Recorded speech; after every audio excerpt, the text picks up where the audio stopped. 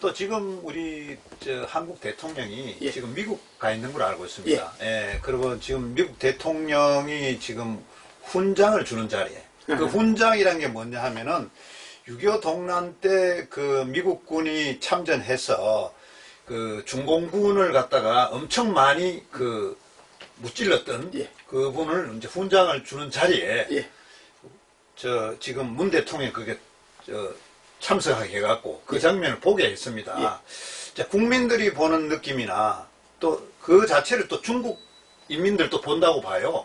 봤을 때는 한미동맹 측면에서는 뭐 참 좋은 거 한다고 저는 생각이 들어요. 예. 그런데 이제 일부 뭐 좌파들이나 중국을 좋아하는 사람들은 좀 평등되게 볼 수 있지 않을까 하는 생각이 있는데 그 부분들에서 목사님 보실 적에 어떤 견해가 드는지 그런 말씀 해주시면 지금 현재 이제 일어나고 있는 상황이기 때문에. 문재인 대통령이 굉장히 잘하는 게 있어요. 정치를 잘하는 거 아니고 경제를 잘 이끌어가는 거 아니고 외교를 잘하는 거 아니고 또 국민 소통 통합을 이끌어가는 거 잘하는 거 아니고 뭘 잘하느냐? 쇼를 굉장히 잘합니다. 맞습니다. 쇼 잘해요. 그래서 오죽하면은 쇼통령이라고 그러겠어요. 쇼통령. 죄다 쇼예요. 죄다 쇼. 미국에 가서 하는 행태도 일종의 쇼라고밖에 생각이 안 듭니다. 진정성이 빠져 있는 거죠. 이번에 혈맹이라는 말을 썼더라고요. 혈맹. 네. 혈맹 맞아요. 미국인들, 젊은이들의 피값 위에 이 대한민국이 사실은 나라를 회복하게 되었고, 그리고 여기까지 이렇게 올 수 있게 됐거든요. 그 고마움을 느껴야 돼요. 배은망덕하면 안 돼요. 근데 솔직히 지금까지 행태를 보면은요, 이 미국에 대한 고마움을 표출하기보다는 미국을 적대시하는 흐름들이 너무 많았어요. 그렇죠. 한미동맹 강화는 굉장히 우리나라의 중요한 요소거든요. 중국이 노리고 있고, 북한이 노리고 있고, 남한의 좌파 세력들이 노리고 있고, 그런데 주한미군을 철수를 한다. 그 다음에 한미동맹을 깨뜨린다. 그러면은 이 대한민국을 넘겨주겠다는 얘기밖에 안 되거든요. 이 반대로 중국은요, 우리나라에 굉장히 해를 많이 끼쳐요. 지난번에 사드 보복권도 마찬가지고요. 믿을 수가 없어요. 뒤통수를 너무나 많이 때려요. 근데 현 정부가요, 아주 노골적으로 반미 친중 정책을 썼거든요.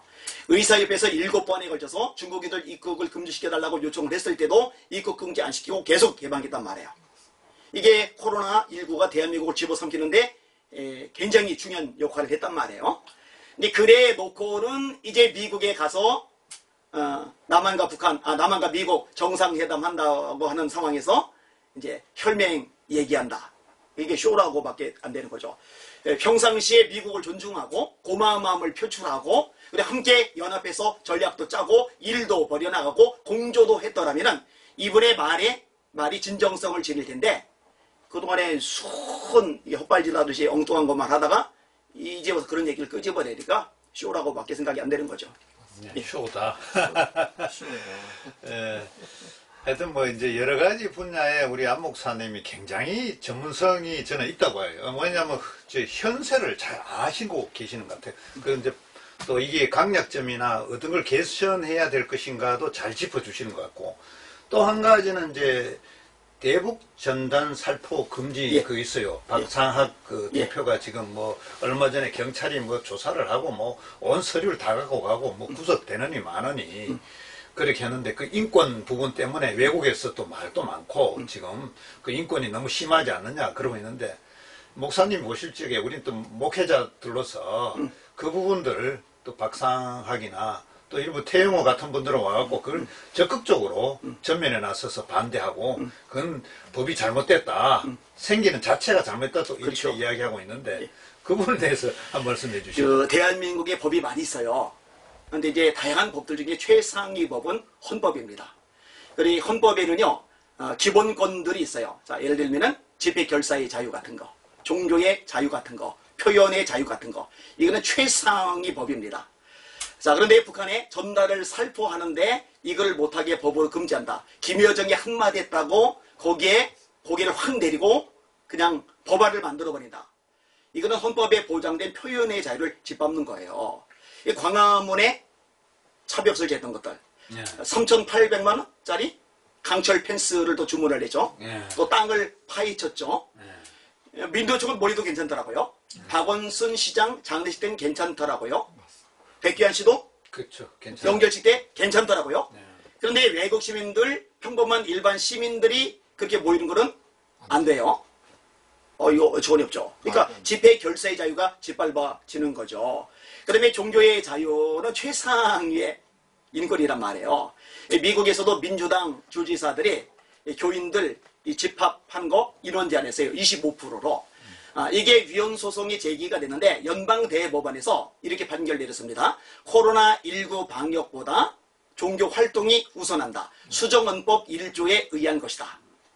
우리나라도 엄밀히 말해서 이 대법원이 정직하게 하려면은 이 헌법의 기초에서 최상위법, 이 헌법에 보장된 종교의 자유를 그 하위법, 방역법으로 찍어 누르는 것이 위헌이라고 판결을 내려야 됩니다. 맞습니다. 근데 사법부까지 장악을 당하기 때문에 이게 잘 안 이루어지죠. 김명수 대법원장이 정권의 꼬리 내대다가 아주 망신살을 떨었는데 이 같은 맥락인 거죠.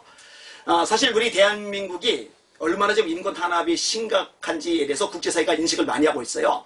57개국에서 200개 이상의 시민단체들, 종교단체들이 문재인 대통령에게 항의 소환도 보냈습니다. 교회 탄압 그만해라. 그리고 그 대북 풍선 돌리는 것도 마찬가지고 이거 관련해서 국제사회에서 이 대한민국의 인권에 문제가 생겼다고 진단을 냈고 이게 공공연하게 이야기가 지금 돼가고 있습니다. 이게 완전히 국제적으로 망신을 톡톡히 당하고 있는 거죠. 자, 예를 들어 5.18 특별법 같은 것도 그래요. 5.18에 대해서 함부로 말하지 못하도록 입에 쐐기를 물려버린 거예요. 아니 그러면 5.18 유공자 민주화 운동을 위해서 헌신을 하다가 고생을 했다. 피해를 입었다. 그러면 자랑스럽잖아요. 자랑스러우면 명단을 공개해야죠. 자랑스러운 거니까. 맞아요. 근데 명단을 공개를 안 해요. 전부 다 감춰놔요. 그리고 혜택은 막대하게 주고 비판을 하게 되면은 이걸 처벌하는 법안을 통과를 시켜요. 이거는 인권이 무시가 되는 거고 기본 자유가 무시가 되는 겁니다. 최근에 서울대 트루스 포럼 이 대학생들이 소속 대학생들이 서울대 내 대자보를 엄청나게 많이 붙여놨더라고요. 5.18 민주운동은 과오가 전혀 없는 거냐.